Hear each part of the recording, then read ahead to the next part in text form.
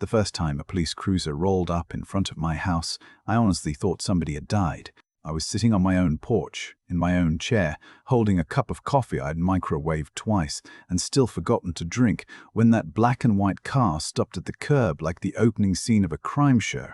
And the ridiculous part is, the crime I was supposedly committing was looking at the neighborhood I had lived in for almost 25 years.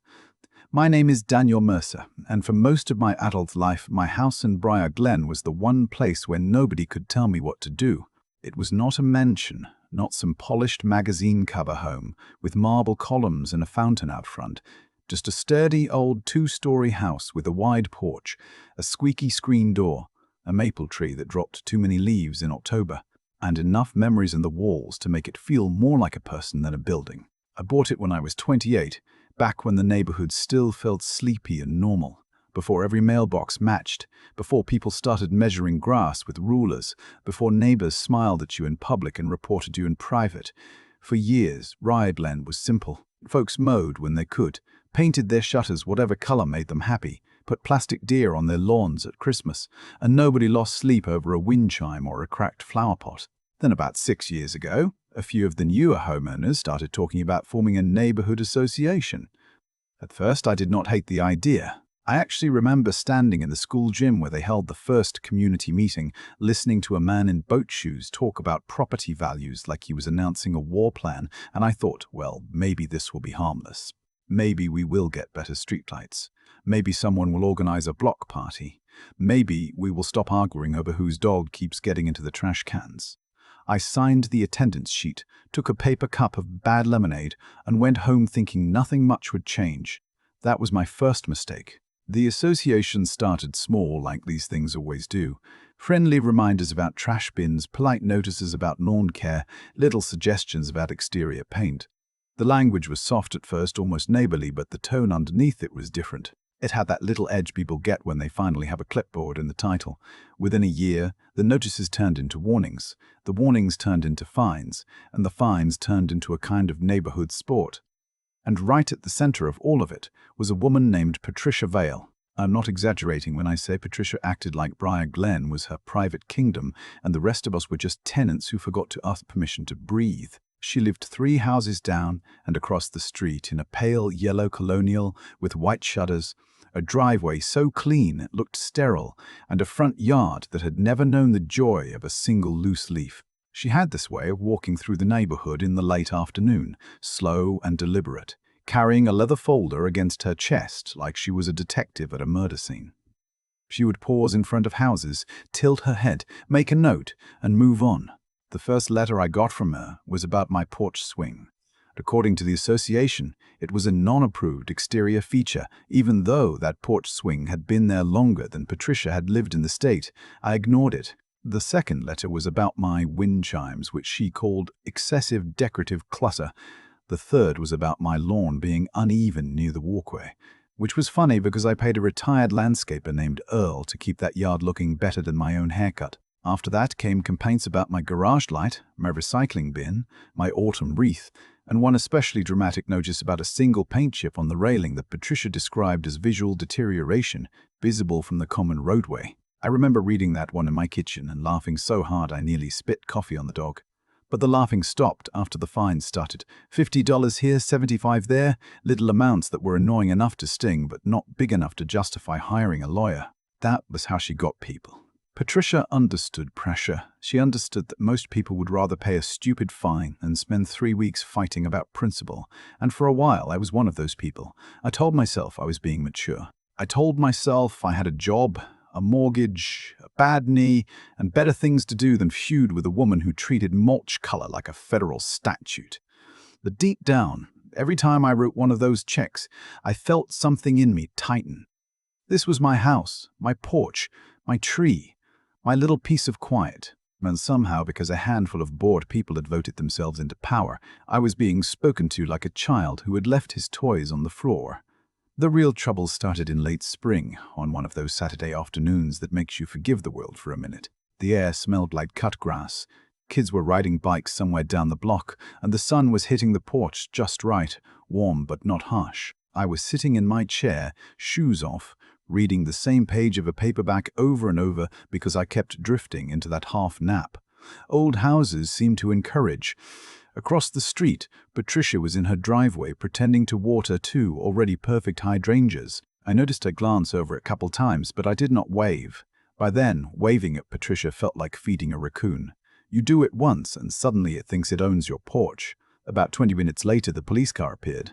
At first, I figured they were looking for an address, but then the officer stepped out, adjusted his belt, and walked straight toward me. He was younger than me, maybe early 30s, with that careful expression cops wear when they already suspect the call is nonsense, but still have to treat it seriously. He said, "Afternoon, sir. Are you Daniel Mercer?" "I said I was." He glanced at his little notepad and said they had received a complaint that I had been sitting on my porch and watching a neighbor in a way that made her feel unsafe. I stared at him for a second, waiting for the rest of the sentence because surely there had to be more. There was not. I said, "Officer, I'm sitting on my porch. That is the whole story." He looked uncomfortable, like he wanted to be anywhere else, maybe chasing an actual criminal or eating lunch in his cruiser. He asked if I had been taking photos, using binoculars, making threats, anything like that. I actually laughed, not because it was funny, but because my brain did not know what else to do with the absurdity. I held up my book and my cold coffee and said, "Unless she is being menaced by Chapter 7, I think we are safe." The officer fought a smile, then asked if I knew who might have called. I did not even need him to say it, but he nodded toward Patricia's house anyway. There she was, standing half-hidden behind her front window curtain, watching us while accusing me of watching her. That was the moment something shifted in me. Not anger exactly, not yet. It was more like a door closing. I had spent years trying to be reasonable, trying to avoid conflict, trying to let small humiliations slide, because peace seemed worth more than being right. But watching Patricia spy on a police officer she had sent to accuse me of spying, I realized people like her do not see restraint as kindness. They see it as permission. The officer took my statement, apologized without technically apologizing, and left. I stayed on the porch after he drove away, mostly because going inside felt like losing. Patricia came out a few minutes later to collect mail she had already collected that morning, and when she looked over at me, I raised my coffee cup with the friendliest smile I could manage. Her face tightened like she had bitten into a lemon. I thought that would be the end of it, just another stupid chapter in the ongoing Briar Glens circus. But 3 days later, a certified letter arrived from a law office downtown, and by the time I finished reading it, my hands were not shaking from fear. They were shaking because, for the first time in years, I knew exactly what I was going to do next. The letter was written in that polished, bloodless language lawyers use when they want a threat to sound like a weather report. It said Patricia Vale had suffered emotional distress due to my repeated observation of her private residence. It said my behavior constituted harassment. It said I was to immediately cease all porch-sitting activities that created a direct line of sight toward her home, and then, somehow even more insulting than the rest of it, it included a proposed agreement for me to sign. I read that part 3 times because I could not believe a grown woman had paid a lawyer to put this nonsense on paper. According to the agreement, I would voluntarily refrain from sitting, standing, lingering, or otherwise positioning myself on my front porch for any extended period of time if Patricia or members of the household were visible from their property. In plain English, she wanted me to give up my porch because she did not like the fact that I existed within view of her windows. I stood in my kitchen with that letter in one hand and my dog, Buster, staring up at me like he knew something stupid had happened. For a few minutes, I actually considered calling Patricia. I imagined myself trying to reason with her, explaining that I was not watching her, that I had a right to sit outside, that this whole thing was humiliating and unnecessary. Then I pictured her voice, sharp and syrupy at the same time, telling me she was only protecting the community, and I knew a phone call would just give her another story to twist. So I did something I should have done a long time before. I called my attorney. His name was Russell Kane, and he had helped me years earlier when my brother and I had to sort through our mother's estate. Russell was one of those older lawyers who never seemed rushed, even when you knew he was billing by the hour. He listened while I told him everything: the fines, the letters, the police call, the certified threat, and when I finished, there was a long pause. Then he said, "Daniel, do not sign anything." I said, "Believe me, I was not planning to." He asked me to bring every association notice I had ever received, every fine, every payment, every email, every photo, and the original deed to my house if I had it. That last part confused me. I asked why he needed the deed, and he said, "Sometimes the land tells a longer story than the people living on it." I did not know what that meant, but Russell had that tone men get when they are either about to discover something interesting or charge you for discovering something boring. Either way, I dug through a file cabinet that had not been properly organized since the Bush administration and brought him everything. 2 days later, I sat across from him in his office while he spread old documents across a conference table. Some were yellowed copies from the county recorder, some were maps of Briar Glen before it was Briar Glen, and one was a fragile-looking plat diagram showing my house sitting at the center of what used to be a single-family estate called Mercer Ridge. I had heard that name before. It was on an old stone marker, half buried near the back fence, but I had never paid attention to it. Russell tapped the map with his pen and said, "This is where things get entertaining." He explained that my property was not just one of the older homes in the neighborhood. It was the original house, the main estate residence from before the land had been divided and sold off in parcels. Most of the newer homes, including Patricia's, had been built on pieces carved out from that original estate. That alone did not mean much, but tucked into the old covenanters was a retained oversight clause. It was dusty, awkward, and probably written by some long-dead landowner who wanted to make sure nobody built a tannery next to his rose garden, but it had never been formally released. The clause gave the owner of the original residence limited authority over shared land use agreements, access lanes, drainage easements, and any private neighborhood governing body formed on parcels created from the original estate. I stared at Russell like he had just told me my house came with a secret basement full of gold. I said, "Are you telling me I own the neighborhood?" He smiled and said, "No, do not say that. Especially not in court. But you may have standing to challenge the association's authority, and depending on how aggressively they want to fight, you may have leverage to force a restructuring or dissolution." Leverage. That word stayed with me all the way home. For years, Patricia had used the association like a hammer because she believed nobody else had a tool of their own. She had counted on embarrassment, fatigue, and the natural human desire to avoid drama. She'd been right about most people. She'd even been right about me for a while. But she had made one mistake, and it was the same mistake every petty tyrant makes eventually. She pushed until the quiet person stopped caring about being polite. Russell spent the next week pulling records, drafting a response, and preparing what he called a measured escalation. I love that phrase. It sounded calm, professional, and absolutely terrifying if you knew what it meant. We sent Patricia's lawyer a letter denying every accusation, demanding she preserve all communications related to her claims, and warning that any further false reports to law enforcement would be treated as harassment. Then Russell prepared a second packet for the association board, laying out the old covenanters, the questionable fines, the selective enforcement, and the potential liability the board had created by allowing Patricia to use official authority to pursue a personal grudge. He also filed the civil complaint, not because he expected the dramatic courtroom showdown right away, but because paper changes the temperature of a room. People ignore complaints until they come with a case number. The next association meeting was held on a Thursday evening in the basement room of the Briar Glen Community Church, which felt appropriate because a few people were about to have a religious experience involving property law. I arrived 10 minutes late on purpose. Not late enough to be rude, just late enough for everyone to turn around when the door opened. Patricia was seated at the front table between the board president, a retired dentist named Hal Whitcomb, and the treasurer, a nervous woman named Denise who always looked like she regretted volunteering for anything. Patricia had her folder, of course. She looked up when I walked in, and for one beautiful second, confusion flashed across her face.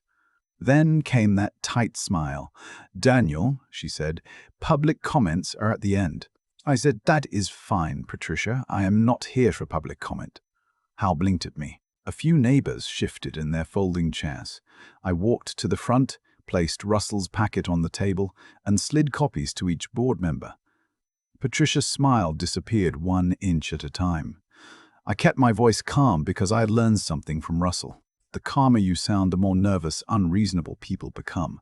I said, "I have been fined for a porch swing that predates this association, a wind chime that violates no written restriction, and lawn conditions that your own landscaping committee never inspected."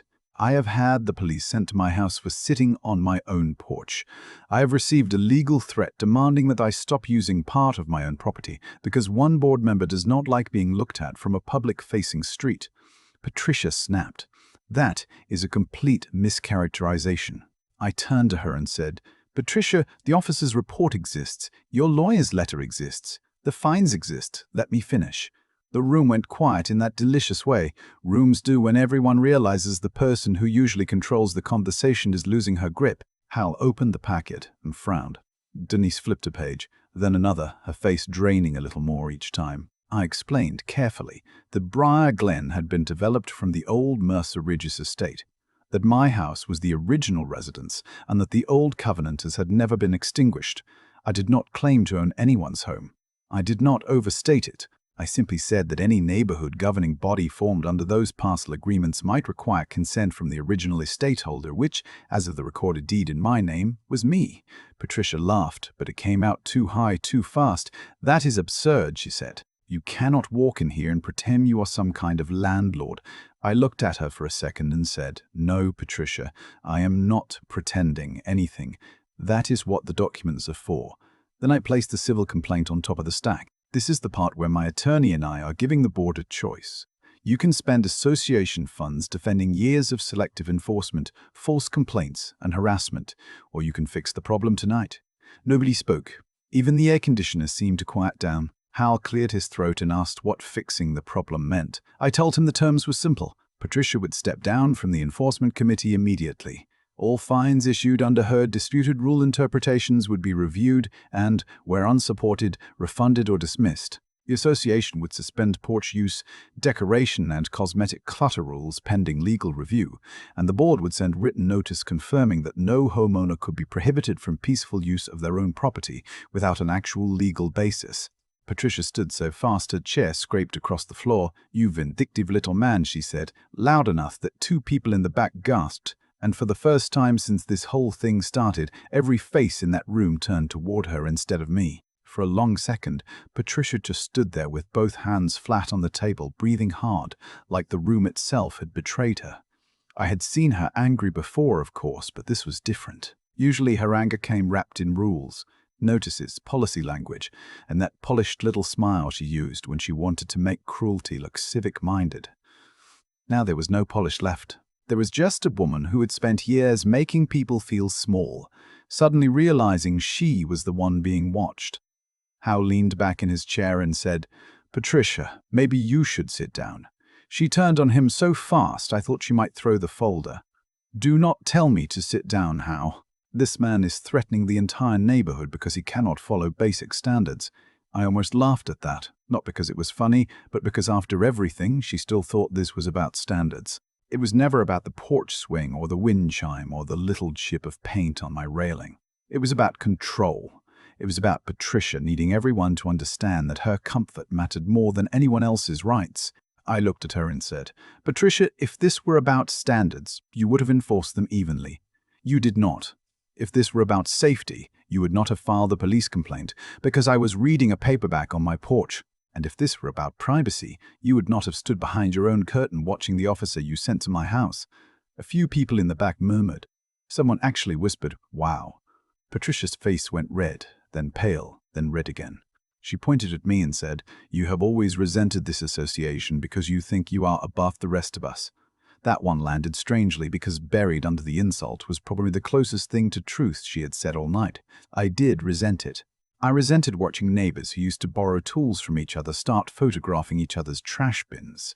I resented seeing older folks pay fines because they did not have the energy to argue. I resented the way a community could be turned into a little courtroom where the loudest person got to wear the robe. But I did not say all that. I just said, no, I resented being harassed. There is a difference. Denise, the treasurer, had been reading quietly the whole time, and when she finally spoke, her voice was thin. Hal, some of these fines really do look unsupported. There are no inspection notes attached, no photos for several of them, and some of the rule references do not match the bylaws. Hal rubbed his forehead like a man who had just discovered his volunteer position came with legal exposure. He asked Patricia if she had documentation. Patricia said, I have my notes. Denise said, Personal notes are not the same as board records. That was the moment the room tilted. Not dramatically. Not like in a movie where the villain gets dragged out kicking and screaming, but quietly, like a chair leg cracking under too much weight. Patricia had built her power on the assumption that nobody would check the foundation. Now people were checking. A man named George from Maple Court stood up and said his wife had paid $200 over flower boxes. Patricia called inconsistent with neighborhood character. A retired nurse named Elaine said she had been fined for leaving a wheelchair ramp visible after her hip surgery. Another neighbor, Miles, said Patricia had once threatened him over a basketball hoop his kids used every afternoon. One by one, people started adding their own little stories. Not huge tragedies, not headline-making abuses, just small humiliations that had piled up over the years until the room felt heavy with them. Patricia tried to interrupt each one, but every interruption made her look worse. Finally, Hal called for a closed board discussion, but Russell had warned me that they might try to hide behind procedure. So I said, "Before you do that, please understand something. My complaint is already filed. My attorney is prepared to challenge the association's authority under the original parcel covenants, and I am prepared to request discovery on all enforcement communications, including private emails and messages related to selective fines. If the board chooses secrecy tonight, that is your decision, but it may become part of the record later." Hal froze. Patricia looked like she wanted to scream. Denise closed the packet very slowly and said, "I think we should vote in open session." And that was it. Not the end of the war, maybe, but the end of Patricia's reign. The vote was not unanimous, because Patricia voted for herself with a kind of furious dignity I almost admired.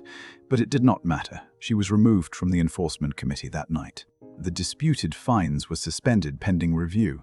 The porch and exterior decoration rules were frozen, and by the following week, every homeowner received a letter saying the association would no longer restrict peaceful use of private property without clear written authority. It was the driest letter I had ever loved.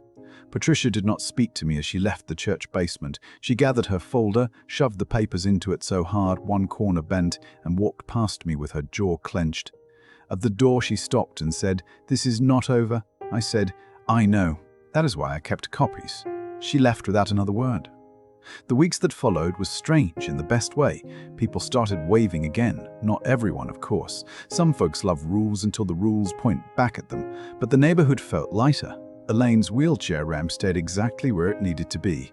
George's flower boxes came back, bright blue and completely harmless. Miles put the basketball hoop back up, and for the first time in a long time, you could hear kids laughing in the street without someone threatening to convene a committee. As for me, I made a habit of sitting on my porch every evening the weather allowed. Not because I had to prove a point, or at least not only because of that, but because I had forgotten how much I loved that porch before Patricia turned us into a battlefield. I would sit there with Buster at my feet, a cup of coffee going cold beside me, watching the sun slide behind the maple tree. Sometimes Patricia would pass by on her walks, no folder anymore, just a tight little purse and a tighter expression. I always waved, not big, not smug, just enough. A neighbor once asked if that was petty. Maybe it was. I am not going to pretend I became a saint just because I found an old land clause and hired a good attorney. There was satisfaction in it, absolutely. There was a quiet little spark every time Patricia looked away first. But there was also something sad about the whole thing, because Briar Glen did not become divided overnight. It happened slowly, through tiny permissions, through all the times decent people stayed quiet because they did not want trouble, through all the times someone paid a fine they knew was wrong because fighting felt exhausting. Patricia was the face of it, sure, but she was not the only reason it happened.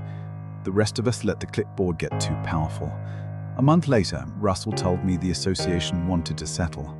They would refund several fines, rewrite the bylaws with outside legal review, and formally acknowledge that my property rights had been misrepresented. Patricia withdrew her threat against me. She never apologized, not to me, not to anyone as far as I know. People like Patricia rarely apologize because in their minds, losing is already punishment enough.